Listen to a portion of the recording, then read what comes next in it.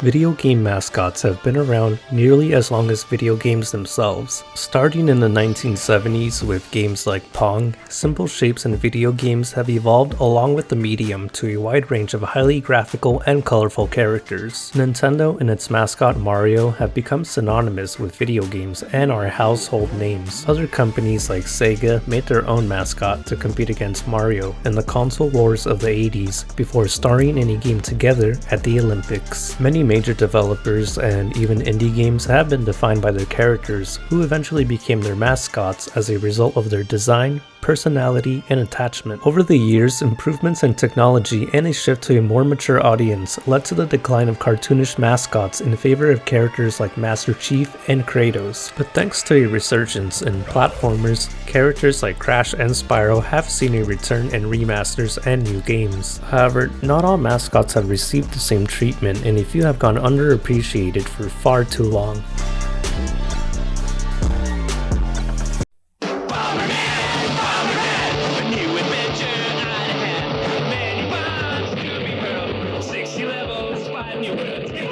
BomberMan here on N64. It's new BomberMan.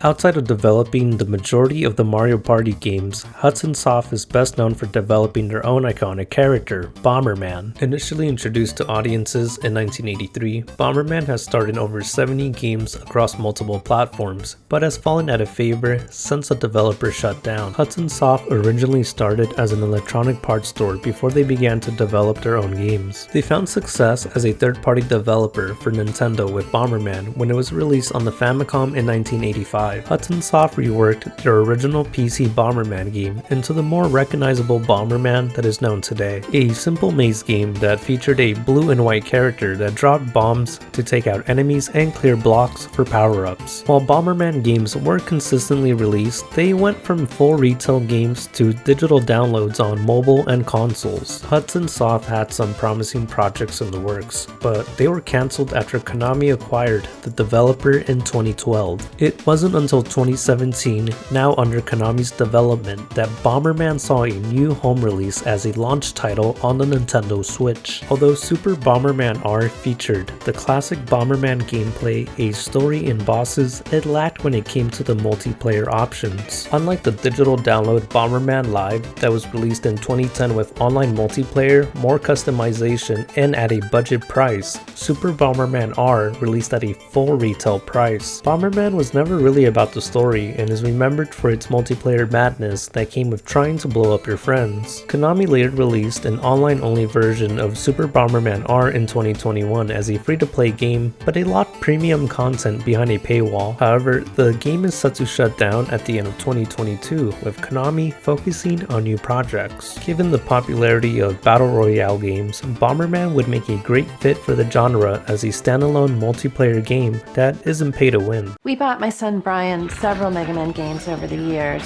It seemed innocent enough. I mean, MegaMan's a good guy, right? But seriously, it got a little out of hand. It was MegaMan this, MegaMan that, Mega. When it comes to Capcom, they have many characters that are well known, like Ryu from Street Fighter or Dante from Devil May Cry, but only one has stood out among the rest as the best embodiment of classic Capcom, and that is the Blue Bomber known as MegaMan. Initially introduced as Rockman in 1987, the Blue Bomber got a name change when released outside of Japan. While the name stuck, the cover art for the North American releases became infamous for their bizarre depiction of MegaMan as an older man, now known as the Bad Box Art MegaMan. Bad art aside, MegaMan was a hit after a slow start with the first game. It wasn't until the second game that the series really took off, which led to sequels, spin-offs, and new series like Mega Man Legends and Battle Network. While Mega Man has had several games released across different series, the last entry in the original series was released in 1997 with Mega Man 8 in the US. 11 years later, in 2008, Capcom released a new sequel to the original series with Mega Man 9. Released during the era of HD graphics and retro remakes, Capcom developed an 8-bit Mega Man game that was meant as a throwback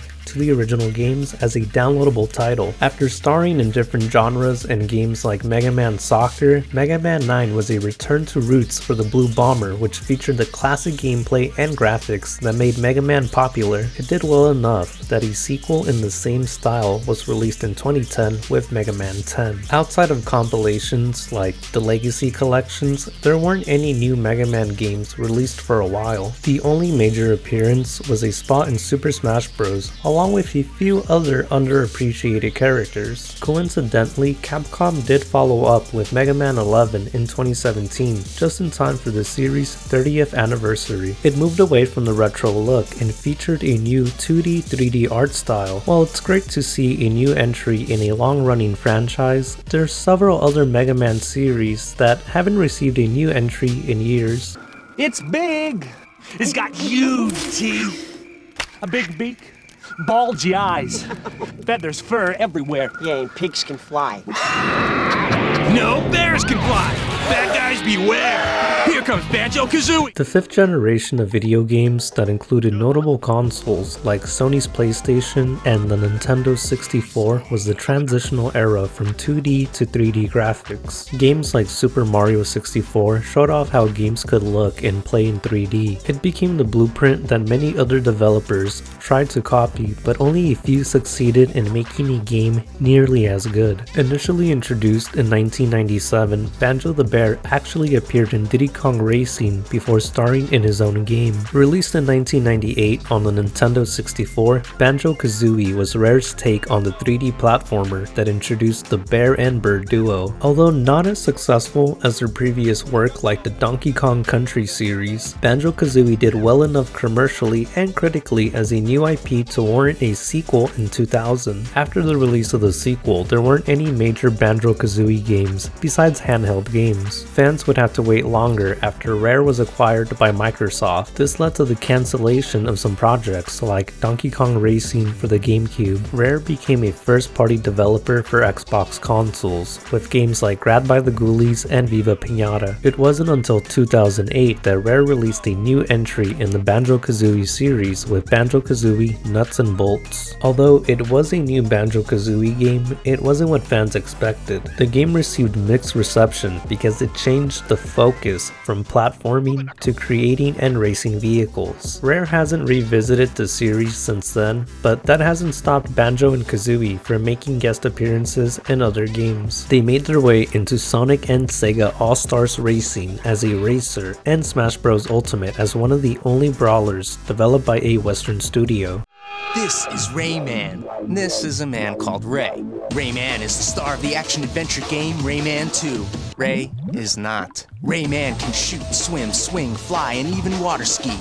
Ray cannot. The French developer Ubisoft is primarily known for their open-world games like the Assassin's Creed and Far Cry series, but they also have their own underappreciated mascot. Initially introduced in 1995, the limbless hero Rayman flew onto consoles such as the first PlayStation and started his platforming adventure. Rayman stood out at the time because most developers were focused on making 3D games while the first Rayman was 2D. The character itself was different from other mascots. Unlike a character like Sonic, who was known to be cool and fast, Rayman was strange and had no limbs, but it didn't stop him from seeing similar success. The Rayman series did eventually jump into 3D with the sequels, but after its third game in 2003, Rayman took a back seat as the franchise focused on its spin-off characters. The new series, Rayman Raving Rabbids, did feature Rayman's name, but it wasn't a traditional Rayman game. The Raving Rabbids series moved away from platformers to party-based games, with the series later removing Rayman as it gained its own popularity. While some people did enjoy these party games, others were hoping for a fourth entry in the Rayman series. Fans finally saw a new game featuring the limbless hero with Rayman Origins in 2011. The game was a return to roots for Rayman as a 2D platformer. It received critical acclaim, but it didn't sell as much as Ubisoft had expected. Over time, it did better and saw a sequel in 2015 2015, Rayman Legends was as well received as Origins, and the two have been regarded as some of the best modern platformers. Despite the positive reception, Rayman didn't get much time in the spotlight, besides a guest appearance in Brawlhalla and a mobile game. He was once again sidelined for the Rabbids in Mario plus Rabbids Kingdom Battle and its sequel.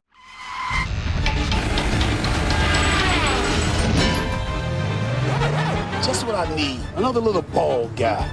Pac-Man's moving up to a whole new world. Pac-Man World 20th Anniversary in 3D. The star's big new adventure.